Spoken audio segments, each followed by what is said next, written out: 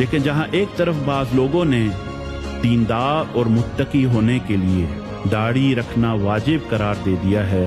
اور داڑھی کٹوانے والوں کو فاسق مولن قرار دیا ہے، وہی لا علمی اور شدت پسندی اس حد تک جا پہنچی کہ بعض لوگوں نے تو داڑھی کو فرض قرار دے دیا اور دلیل پیش کی کہ اللہ سبحانہ تعالیٰ نے ارشاد فرمایا ہے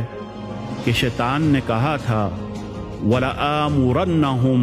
فَلَا يُغَيِّرُنَّ خَلْقَ اللَّهِ، میں ضرور انہیں حکم دوں گا، وہ یہ اللہ کی تخلیق کو بدل دیں گے۔ اور ایسے لوگوں نے یہ بے بنیاد دعویٰ کیا کہ چونکہ داڑھی رکھنا فطرت اور اللہ کی تخلیق ہے، لہذا اسے کاٹنا دراصل اللہ کی تخلیق کو بدلنا ہے، اس لیے داڑھی فرض ہے۔ لیکن سوچنے کی بات تو یہ ہے کہ اگر داڑھی کاٹنا اللہ کی تخلیق کو اور فطرت کو بدلنا ہوتا تو مسواک کرنا بھی حدیث کی روح سے فطرت ہے، لہذا مسواک کرنا بھی فرض ہو جاتا اور حدیث مبارکہ میں مذکور باقی اشیاء بھی فرض ہو جاتی۔ اور اس لحاظ سے سر کے بال بھی تو داڑھی کی طرح اللہ کی تخلیق ہیں، سو انہیں کاٹنا بھی اللہ کی تخلیق کو بدلنا قرار پاتا، حالانکہ ہم سب جانتے ہیں کہ ایسا نہیں ہے۔ سر کے بال کاٹنا اللہ کی خلقت کو بدلنا نہیں ہے۔ حج اور عمرے کے موقع پر سر کے بال کاٹنے کا حکم رسول اللہ صلی اللہ علیہ وسلم نے دیا، اور اس کے علاوہ عام حالات میں رسول اللہ صلی اللہ علیہ وسلم نے بال مونڈنے اور کاٹنے کی اجازت بھی دی، اس لیے پیش کردہ یہ دلیل درست نہیں ہے۔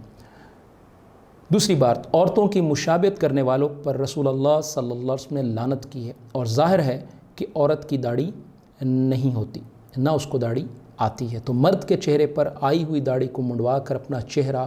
عورت کے چہرے جیسا بنانا یہ درست نہیں ہے۔ رسول اللہ صلی اللہ علیہ وسلم نے ان مردوں پر لعنت کی ہے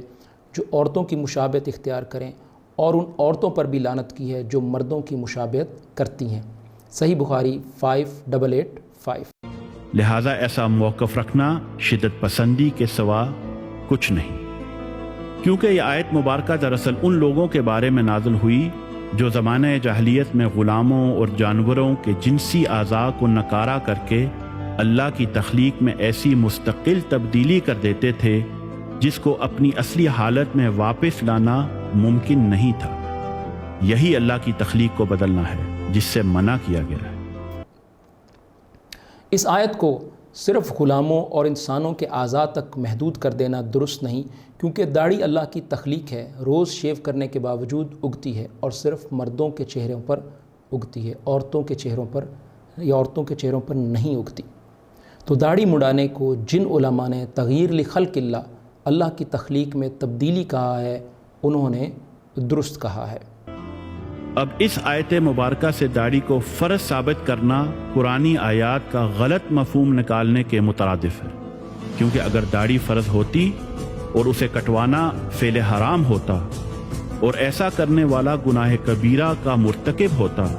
تو ایسا فعل کرنے پر کوئی سزا ضرور مقرر ہوتی، جیسا کہ چوری کرنے پر ہاتھ کاٹنا، شراب پر کوڑے، بدکاری کرنے والے کے لیے رجم اور قتل کرنے پر سزائے موت ہے۔ لیکن اللہ کے حبیب صلی اللہ علیہ وسلم نے داڑھی نہ رکھنے پر کوئی سزا یا تنبیہ ذکر نہیں فرمائی، بلکہ پورے ذخیرہ قرآن و حدیث میں ایسی کوئی بات نہیں ملتی، اور نہ ہی نبی کریم صلی اللہ علیہ وسلم کے دور سے لے کر آج تک کسی عالم دین نے داڑھی کٹوانے پر تعزیر اور سزا کا حکم لگایا ہے۔